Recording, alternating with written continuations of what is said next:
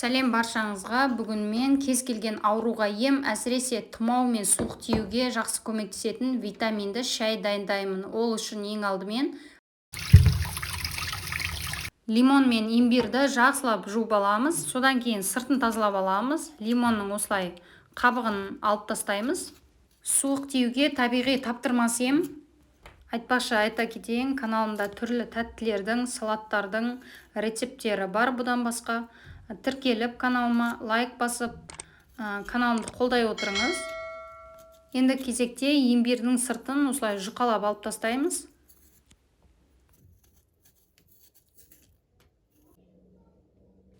Сыртын толық тазалап алғаннан кейін осылай төртбұрышты етіп тураймыз. Содан кейін блендерімізге саламыз.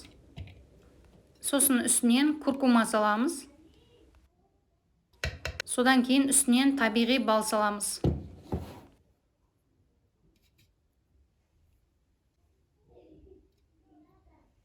Енді осының барлығын блендердің көмегімен жақсылап езіп аламыз.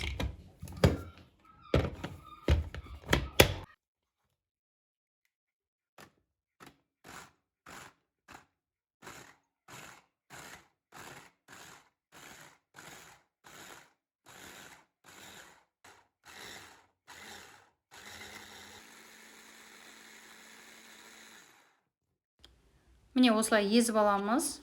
Содан кейін кез келген форманы алып, сол формаға орналастырып шығамыз. Мен тоңазытқыштың осындай мұз қатыратын формасын қолдандым. Сіз кез келген форманы қолдансаңыз болады. Силиконды формаларды да қолдануға болады. Осылай барлығын лопатканың көмегімен жайып шығамыз форманың көлемімен. Енді осыны морозильникке сап қоямыз. Морозилкаға салып қатырамыз, кейін қолдана береміз. Менде міне аздаған осындай қалды. Соны бірден шайнекке салып демдемекшімін. Ескерте кетейін, куркума мен имбирдің дәмі кез келген адамға ұнай бермейді.